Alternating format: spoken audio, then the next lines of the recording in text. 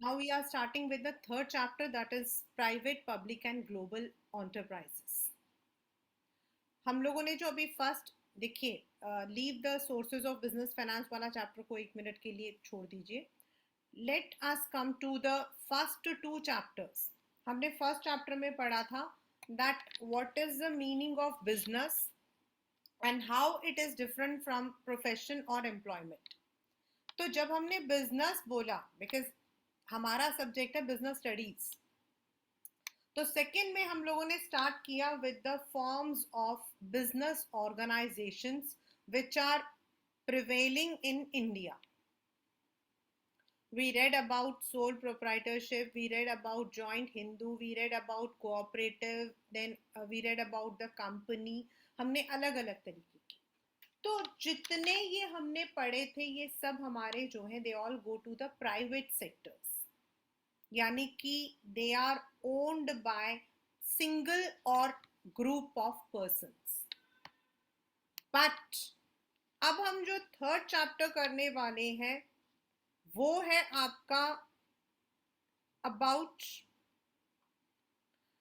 all those organizations which are either public, private और इन्हीं में ये जो हमने अभी पढ़े हैं इनमें से बहुत सारे, जैसे सोल है आपका, देन आपका पार्टनरशिप है आपका, देन आपका प्राइवेट कंपनीज हैं, they are all private sectors. But still we have some companies, some business units which are owned and controlled by the government, and उनको हम लोग बोलते हैं public enterprises. The public enterprises are those which are completely owned and managed. मतलब उनमें आपका 51%, I repeat, 51% shares जो हैं वो गवर्नमेंट के होते हैं.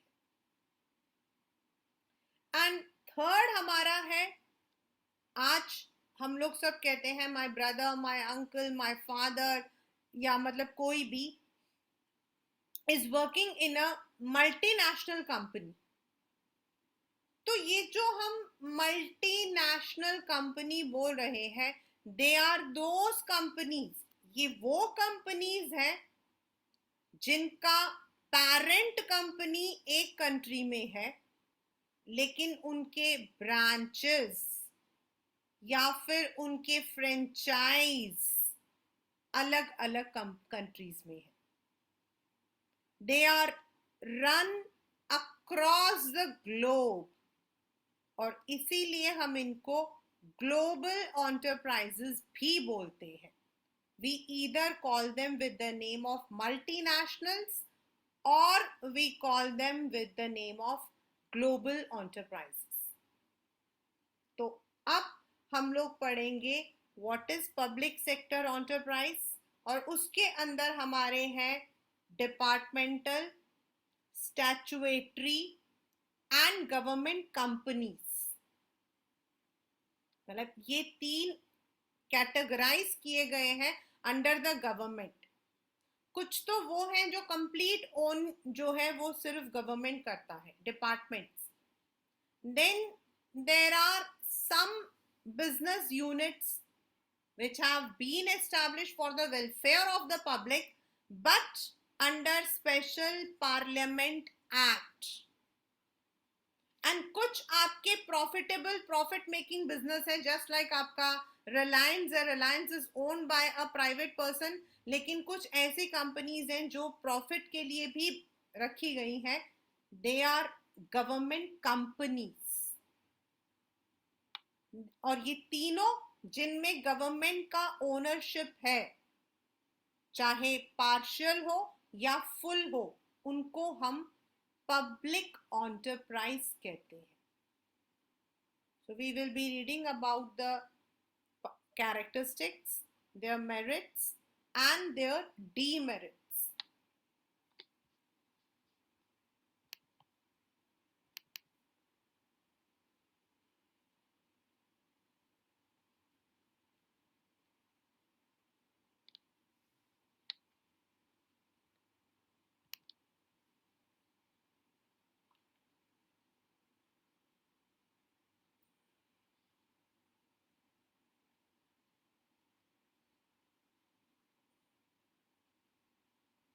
as we started, there are different kinds of business organizations. They may be small, they may be large.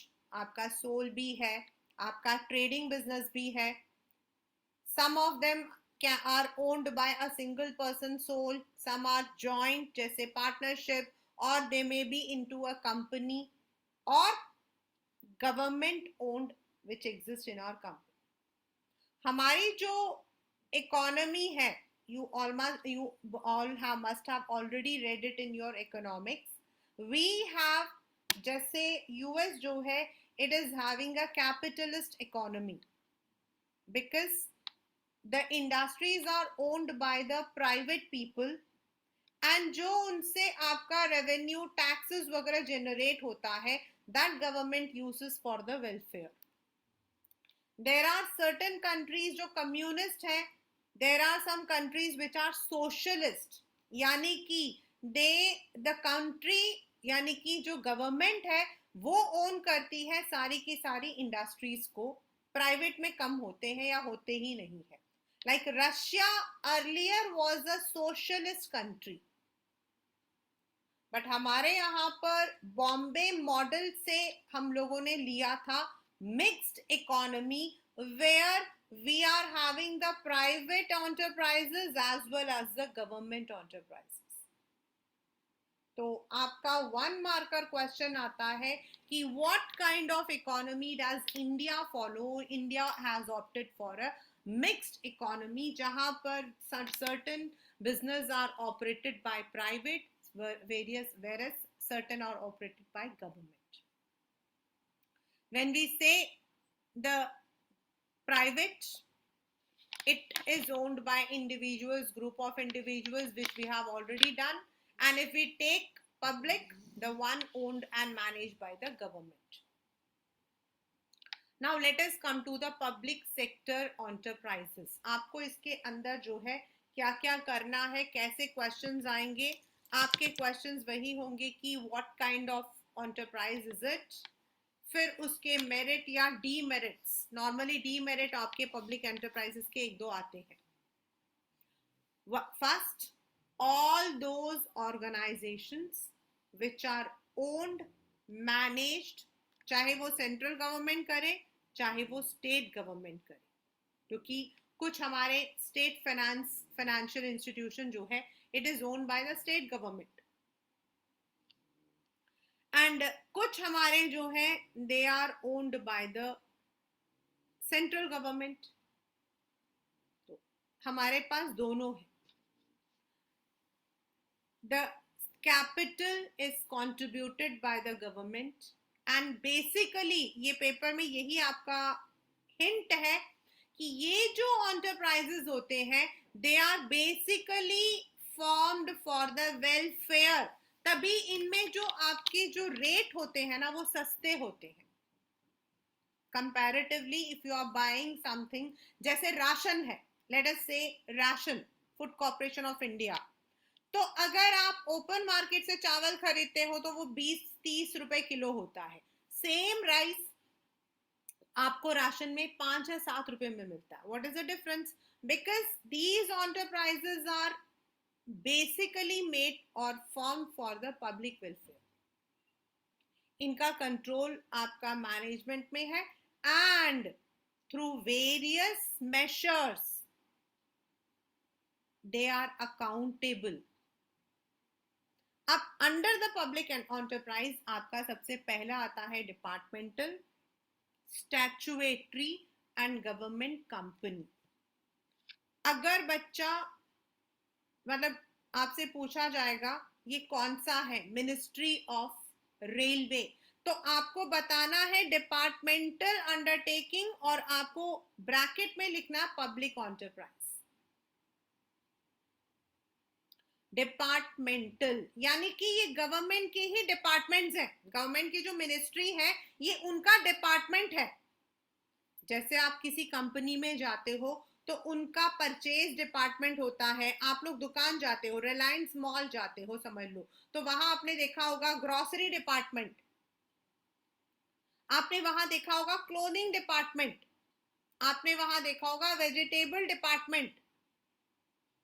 तो दैट मीन्स वो है तो रिलायंस ही, लेकिन उसका वो सब्जी का डिपार्टमेंट है, उसका वो ग्रोसरी का डिपार्टमेंट है।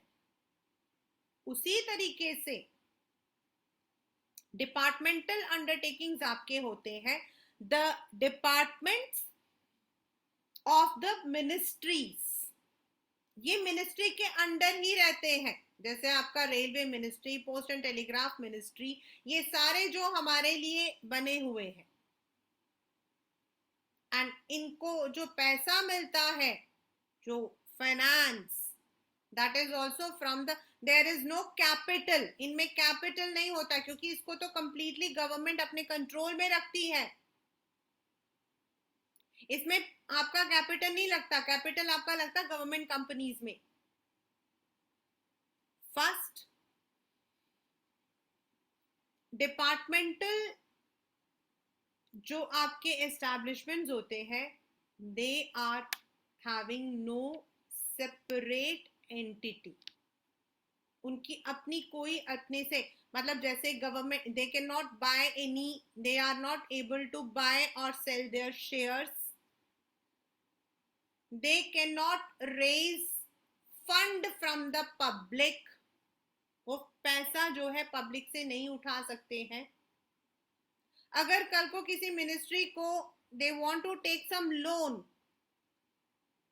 दे can not take loan from any institutes, क्योंकि वो मैनेज्ड बाय गवर्नमेंट है।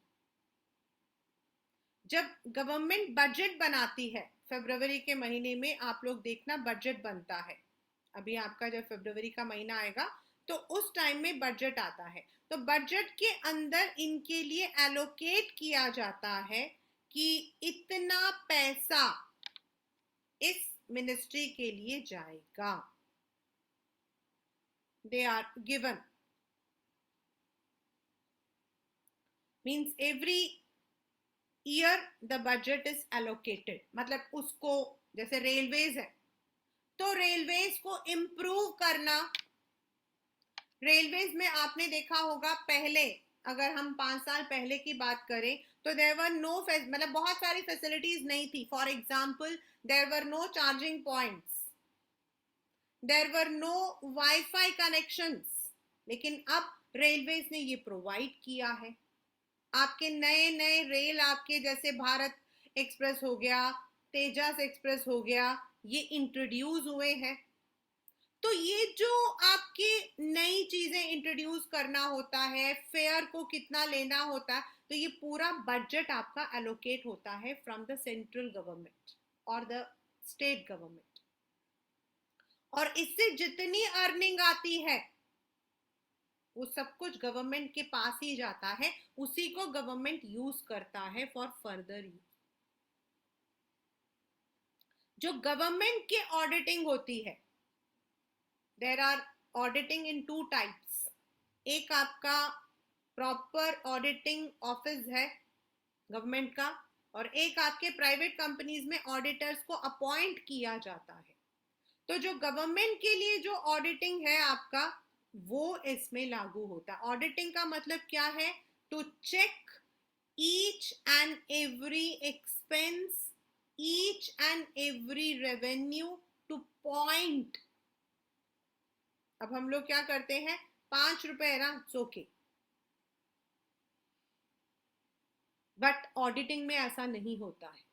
In an auditing, even you have to give the reply for 5 पैसा। तो आपका जो भी ऑडिटिंग है, अकाउंटिंग है, वो सब कुछ जाता है। स्टाफ, बहुत important point, you must have heard कि भाई गवर्नमेंट की नौकरी कर लो, सब लोग कहते हैं आपको गवर्नमेंट की नौकरी कर लो। तो ये जो गवर्नमेंट की नौकरी है वो क्या है? व्हाट इज गवर्नमेंट की नौकरी? यही है। But you have to give, मान लो you want to work in the railways, you have to give the exam of railway, railway recruitment board का जो एग्जाम होता है वो होता है। Then you also have the staff selection commission exams, आपको उसको देना पड़ता है। एंड जो भी आपका गवर्नमेंट का रूल है, whatever the salary, whatever the rules are there, वही उनमें लागू होता है। प्राइवेट कंपनीज में तो कोई भी जा सकता है। फॉर एग्जाम्पल, इफ टुमारो आप में से कोई बच्चा गूगल में काम कर रहा है and you want to shift over to Microsoft, you can shift. लेकिन गवर्नमेंट में ऐसा नहीं होता है।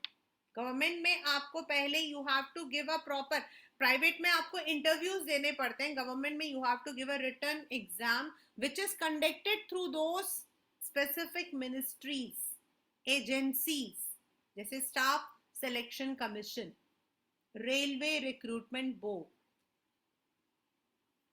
Then these are accountable to the concerned ministry. जिस मिनिस्ट्री के अंडर है, they are responsible.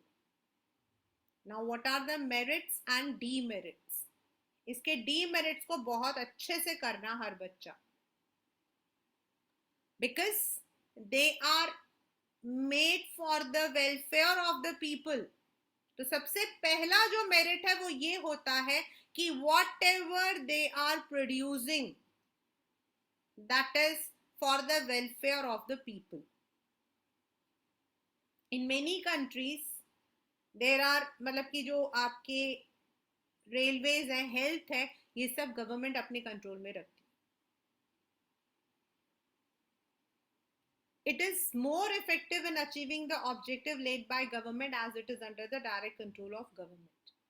It's a source of government income, जो हम income बोलते हैं. We give the taxes, we give the direct and indirect taxes, और ये जो सर्विसेज हम लोग लेते हैं, पोस्ट एंड टेलीग्राफ का, या फिर एविएशन का, या फिर रेलवेज का, तो इससे जो इनकम आती है वो गवर्नमेंट का इनकम होता है. It is accountable to parliament for all its action which ensures proper, मतलब आपको जवाबदारी देनी पड़ती है. अगर आप कभी भी फाइनेंस मिनिस्ट्री का जो स्पीच है वो देखोगे तो they will be giving you the complete picture कि पिछले साल क्या हुआ था, where the revenue was spent, what was the income, what was the deficit, what was the profit. So उन्हें बड़ा ध्यान से करना पड़ता है. It is suitable for activities where secrecy and strict control is required, like defense production. आपका defense ministry is departmental. But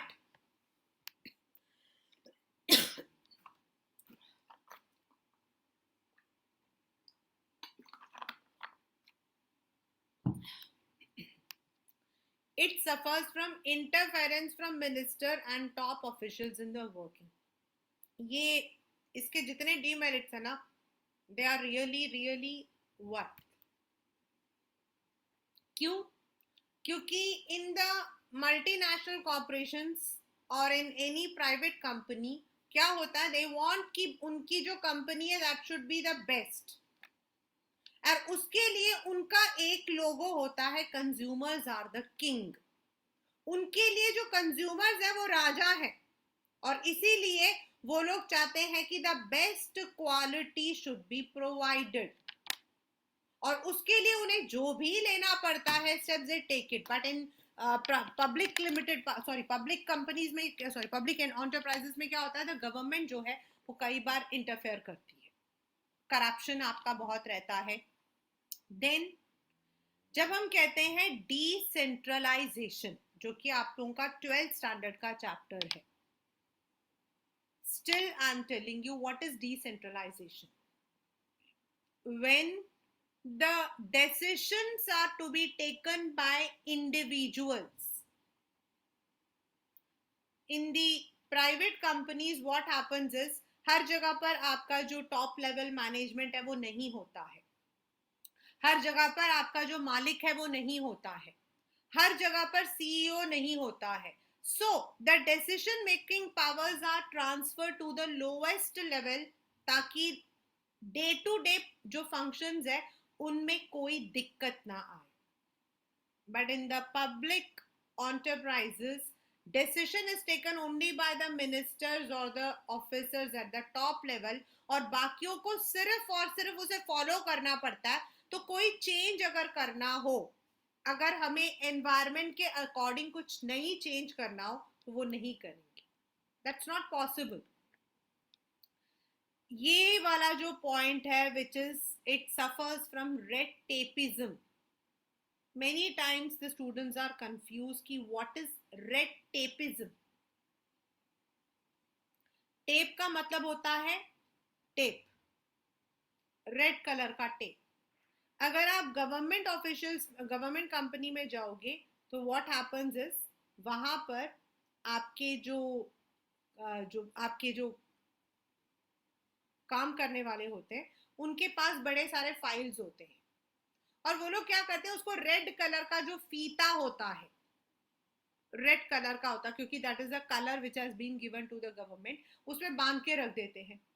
वो delay करते हैं, कभी करप्शन के नाम पर, कभी टाइम नहीं है, छुट्टियां हैं, कभी वीकेंड पे चले गए. जैसे for example many of the people Saturday को आपको मतलब कि सैटरडे को छुट्टी होगी, संडे की छुट्टी होगी, मंडे को छुट्टी कर लिया, फिर ट्यूसडे और वेडनेसडे को आपका उसका नाम क्या है, दशहरा हो गया, 5 दिन की छुट्टी पे चले गए. तो they will be putting the work in a file और उसको रेड कलर की टेप में डाल देते हैं. तो that becomes delay, corruption. That's called as red tapeism. These organizations are usually insensitive to consumer needs and do not provide goods and adequate services. If you have taken a meal, if you have taken any service from a private, बहुत सारी memes बनती हैं state bank of India के ऊपर, बहुत सारी बनती हैं. स्टेट बैंक ऑफ इंडिया में सचमुच में ऐसा होता है, आप सुबह 10 बजे जाओगे, nobody will be there. फिर आप 11 साढ़े 11 जाओगे. I had an experience with myself, मेरे साथ ही हुआ था. मुझे एक बहुत अर्जेंट काम से जाना था टू द बैंक. मुझे एक मतलब कि एक वो चाहिए था, एक सर्टिफिकेट चाहिए था. मैं वहां पे गई around 11 o'clock. I was in Dilshad garden only. तो वो भैया, वो जो सर थे वो आए, आप मानोगे नहीं, उन्होंने बिल्कुल हमारी तरफ देखा, मेरी तरफ देखा भी नहीं. वो आए, उन्होंने अपना कंप्यूटर को खोला, अपने गणेश जी को रखा, उसको नमस्ते किया, उसको उन्होंने जो है आरती उतारी, एंड उसके बाद अपने चपरासी को बोला कि चाय लेकर आओ. And all these were around 11:40 हो गया. मैंने स्टूडेंट्स को बुला रखा था फॉर द क्लास, एंड एक ऐसी लड़की भी थी जिसने उसी दिन ज्वाइन करना था, but she did not join क्योंकि उसे लगा कि मैम इज वेरी इररिस्पॉन्सिबल. मैं कभी ऐसा नहीं करती हूँ, I never want my students to suffer, but that day it happened with me. फिर अराउंड 11:45 के बाद जब मैंने उसे बोला कि सर मैं हूँ, अभी कर रहे हैं मैम, रुक जाओ. फिर उसने फाइल वाइल निकाली. उसके बाद अराउंड 12:50 उसने कहा मैम अभी तो लंच टाइम है, आप ना 3 बजे आओ. तो दे डोंट अंडरस्टैंड कि what how the consumers come. But if you go to a private banks, वहां पर क्या होगा, दे आर आंसरेबल. उनको तो आंसरेबल है, उनके रीजनल मैनेजर, उनके जो मतलब बॉस है, so they would be doing your work immediately. That is the difference between a multinational and a private and a public enterprise. हाँ, पब्लिक एंटरप्राइज में आपको काम कम करना पड़ता है, सैलरी आपकी होती है, but if you look into the consumer needs it is not. अभी recently it happened with me, अभी हुआ था, just 15 days back. I had to go to Pune, and हमारे घर में we have our own pets. तो as per the aviation rules, pugs जो है they are not allowed in the air. तो उन्होंने कहा कि आपको जो है ट्रेन से ही जाना पड़ेगा, एंड मेरा जाना बहुत ज़रूरी था. So I had to book an AC. अब क्या है, आपको क्या करना है, आपको AC compartment first class book करना है. अब फर्स्ट क्लास बुक करना है, इट्स ओके, चलो कोई बात नहीं, बिकॉज एयर में आपको 6,000 लगता है, इसमें आपको 4,000 लगता है, इट्स ओके. नाउ एसी को बुक करने के लिए आपका एक प्रोसीजर है. आपको पहले कंफर्म्ड टिकट बुक करना है। फिर आपको उस कंफर्म टिकट को बुक करके you have to go to Baroda house in Delhi. वहां पर आपको लिख कर देना पड़ेगा that I am travelling with my pet, और आपको मुझे कूप जो है वो इश्यू करना है। अब उन्होंने कूप इश्यू भी करना है, ठीक है। अब जिस दिन आपको ट्रैवल करना है, से टुमारो, आपको 5 घंटे पहले जाना पड़ेगा और आपको पार्सल ऑफिस जाना पड़ेगा, जहां पर आपके पेट को पार्सल समझ के उसको वेट किया जाएगा उसको, और वो जितने भी किलो का होगा उतने आपको उसको पार्सल चार्जेस देने पड़ेंगे। Now I was travelling all alone with my pet. My daughter is very ill right now also, she has been advised surgery, और मुझे उस वक्त में it was so difficult for me. और फिर आपको जो है वहां पर जाने के बाद you will be getting the ticket. तो मैंने किसी एजेंट के थ्रू जो है सारा काम करवाया, and I had to pay triple charges. अब प्रॉब्लम कहाँ आई, आते हुए I was travelling all alone. Coupe मैंने बुक किया था, कूप मैंने बुक किया था, लेकिन उसमें मैं अकेली बैठी थी, क्योंकि वो मतलब गवर्नमेंट का रूल है कि दूसरा इंसान जो है वो शायद पसंद नहीं करेगा, इसीलिए आपको कूप बुक करना। अब हुआ क्या, यहाँ पर मेरे टिकट में दिखा रहा है मेरा जो कूप है वो 19 है, और पार्सल ऑफिस के टिकट में दिखा रहा है मेरा जो कूप है वो 18 है, और 18 जो था वो 4 जनों का था और 19 2 जनों का था। उन्होंने जो है टिकट इश्यू करने से मना कर दिया। आप मानोगे, अभी this happen just on 26 of सितंबर, नहीं 26 ऑफ अगस्त। नाउ टीटी ने बोला कि आप बिना किसी टिकट के अपने पेट को लेकर जा रहे हो, आपको 5,000 रुपए यू हैव टू पे द पेनाल्टी। 5,000। नाउ ये बताओ इसमें मेरी गलती क्या थी, व्हाट वाज माय फॉल्ट। मैंने तो कूप भी बुक कर लिया था, मेरे पास तो कंफर्म टिकट भी था। अब अगर आपके कंप्यूटर के अंदर वो सिस्टम में गलत दिखा, मतलब टीटी को दिखा रहा है U19 और पार्सल ऑफिस में दिखा रहा है 18, अब वो जो 18 था वो 4 जनों वाला कूप था, और जो 19 था वो 2 वाला था। पार्सल ऑफिस में 18 दिखा रहा है, यहाँ पर 19 दिखा रहा है, तो ये किसकी गलती थी, ये उनकी गलती थी। तो उसको पैसा किसको देना पड़ा, मुझे। तो this is where the public enterprises are insensitive. उनको समझ नहीं आता है कि उनका जो सिस्टम है या फिर उनके जो मतलब की पॉलिसीज है, that may not be suitable for every consumer. Such organizations are managed by civil servants and government officials who may not be having necessary expertise and experience in management, जो इसी को आपका जो है कोरिलेट करता है। In private companies what happens is, आपने joint company पढ़ा था कि एक बार आपने कंपनी ओपन कर दिया, देन आप सिर्फ कॉर्पोरेशन में, आप जो हो यू आर ओनली द इनकॉर्पोरेटर, आप सिर्फ प्रमोटर हो, एंड बाकी जो मैनेजमेंट होता है that is manage by the board of directors, जिनको हम अपॉइंट करते हैं। और ये जो बोर्ड ऑफ डायरेक्टर्स होते हैं, they are all expertise in their field. अगर हम प्रोडक्शन के लिए मतलब हम बोर्ड ऑफ डायरेक्टर्स में कर रहे हैं अलग अलग फील्ड से, तो they are all expertise.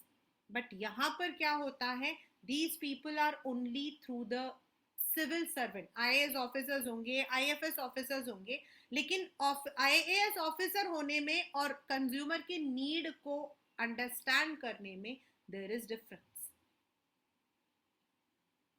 So these are the demerits of public undertakings और departmental undertakings हम बोल सकते हैं। अब नेक्स्ट आता है be very very alert. The reason is, ये जो है ना, ये आज तक आप लोगों ने पढ़ा भी नहीं होगा, सुना भी नहीं होगा। This is statutory corporations. Statutory corporations का मतलब है They are just like the departmental, but they are not under any ministry. They are established. Parliament के सेशन के अंदर एक पहले जो है डिबेट होता है और उसके बाद वेलफेयर के लिए इन ऑर्गेनाइजेशंस को, इन कॉरपोरेशंस को एस्टैब्लिश किया जाता है under the special act of parliament. आपके पेपर में यही क्वेश्चन आता है कि नेम या फिर identify the organisation established under the special act. 1956 का स्पेशल एक्ट है जिसके अंडर गवर्नमेंट को ये परमिशन है कि अगर उन्हें लगता है कि उन्हें कोई एक ऐसा, क्योंकि डिपार्टमेंटल तो उनकी अपनी मिनिस्ट्री हो गई, अगर उन्हें लगता है डिपार्टमेंट के अलावा they want to establish some establishments जो वेलफेयर के लिए चाहिए, तो they can do it after debating in the parliament. जैसे आपका सबसे बड़ा है life insurance corporation, reserve bank of India, they have been set up under the special act of parliament for the welfare of the country. Now departmentals are government के अपने ही है, so they cannot buy, they cannot sell property, they cannot take loan. लेकिन ये जो statutory corporations हैं, इनमें ये paper में क्वेश्चन आता है, मैं दोबारा से अभी मैं बोलती हूँ. Statutory corporation has the feature of both public and private. ये पब्लिक के जैसा भी है और प्राइवेट कंपनीज जैसा भी है. क्यों पब्लिक के जैसा? इसीलिए है क्योंकि it has been established by government. But private इसीलिए because it has got a separate legal entity.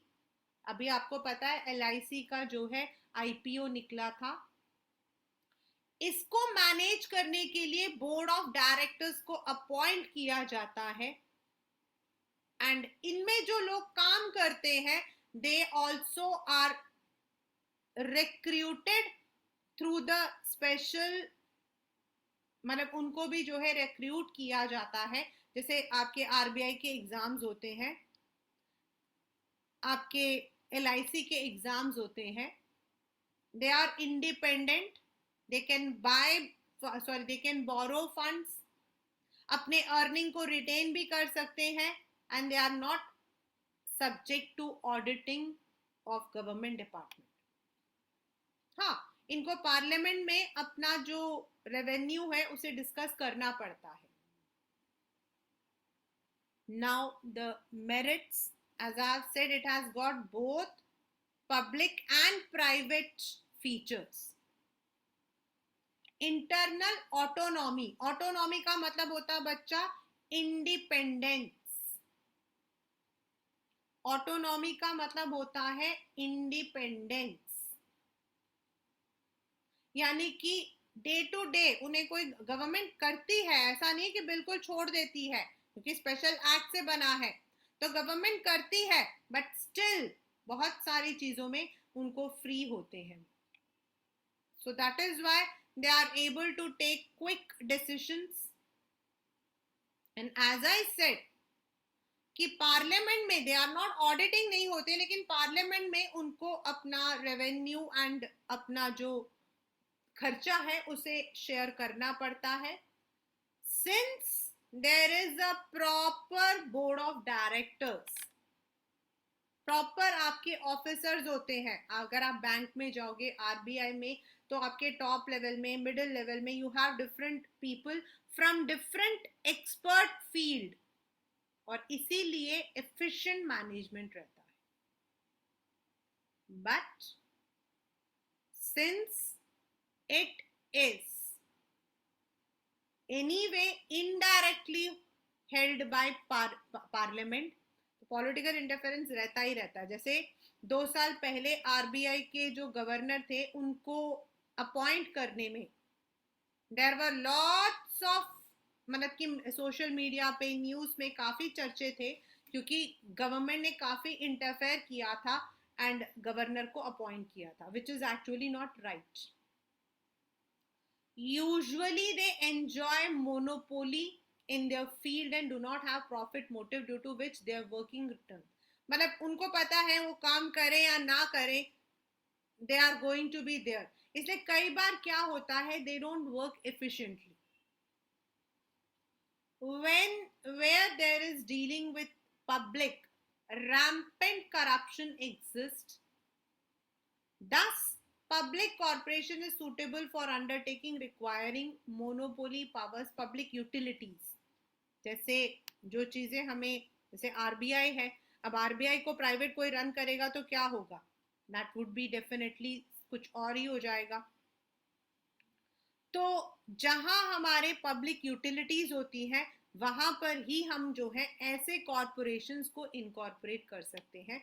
Otherwise आपके companies are better than any public enterprise. So these are the two which we have discussed today. The very first is, what are public, private and global enterprise? As the name itself says, the public enterprises are those which are completely managed or partially managed by central government, or it may be managed by the state government. Then the private already हम लोग पिछली बार में कर चुके हैं. हमारे जो second chapter था, that is all private, that is owned by the private people, like sole proprietorship, partnership, joint stock companies, one person companies are all private आपका. देन ग्लोबल, यानी कि the multinational companies which we will be studying at length in the future sessions. Public के अंदर हमारे तीन आ जाते हैं. The very first is public, यानी कि डिपार्टमेंटल अंडरटेकिंग्स. डिपार्टमेंटल अंडरटेकिंग्स का मतलब है जो आपकी गवर्नमेंट की मिनिस्ट्रीज हैं, like telecommunication, railways, defence, postal and telegraph, ये वही है. ये जो है they are established for the welfare of the people. इनमें जो भी चीजें, जो भी सर्विसेज दी जाती हैं, they are very very cheap as compared to any other. जो आपके अंडरटेकिंग्स होते हैं, उनमें जो काम करते हैं, they have a proper selection procedure of, और इसमें ये होता है कि जैसे LIC में if you are given a job, if you have if you have applied, तो आपको LIC में ही रहना पड़ेगा. आप LIC से RBI या UTI में नहीं जा सकते हो. लेकिन पब्लिक एंटरप्राइज में अगर आप डिपार्टमेंटल में हो, तो आज आप हो सकता है you are working in telecommunication, tomorrow you may be transferred to any other department, क्योंकि इसमें जो लोग होते हैं वो कॉमन होते हैं. They are not expertise in their field, they are common. हाँ, गवर्नमेंट है, इसीलिए ऑडिटिंग प्रॉपर रहती है, फंडिंग पूरा गवर्नमेंट देती है. But on the other hand government control है, रेड टेपिज्म है, इनसेंसिटिव रहता है. Second is statutory, as the word say. Statutory का मतलब होता है लॉ. स्टैच्यूटरी का मतलब होता है लॉ. तो statutory corporations are established under the Special Act of Parliament 1956. They are established when government को लगता है कि कोई एक ऐसा establishment करना चाहिए जो public utilities को provide करे. They cannot be provided by the departments like LIC, UTI, RBI. They have the special separate entity. They can buy property, they can sell property, they can take loans. इनको जो है अपने तरफ से वो मतलब कि फंडिंग इनको मिलती है, गवर्नमेंट से भी मिलती है. इनके लिए जो स्टाफ काम करते हैं उसका स्पेशल रिक्रूटमेंट इनका अपना होता है. And political interference to some extent is less. But on the other hand, The political interferences are definitely there also. They are not run by the ministers, they are not run by the IAS officers, so they are run by the management, team of management. इसीलिए these people have expertise. So these are the two types of, two forms of public enterprise that we have discussed today. In our next session, in the next class, we'll be discussing government companies. और companies और government companies में बहुत ज़्यादा फर्क नहीं होता है. एक मोटा फर्क ये होता है कि जो आपके जॉइंट स्टॉक कंपनीज होते हैं, they are completely managed, owned by the private people, और जिसके पास ज्यादा शेयर होता है वो उसका ओनर माना जाता है. यहाँ पर गवर्नमेंट कंपनीज में 51% शेयर्स आपके गवर्नमेंट के होते हैं, इसीलिए इनको हम गवर्नमेंट कंपनी के नाम से जानते हैं. बाकी इनके फीचर्स वैसे ही होते हैं. They can raise the shares, they can raise the debentures, and then they can, and these are also, there is also a profit motive, and they are into competition with the joint stock companies which are in the market. तो इनके features तकरीबन same होते हैं joint stock and government companies की. The only thing is the ownership is 51% with government. Then we would be discussing about the global enterprises and private में आपके जो है, right?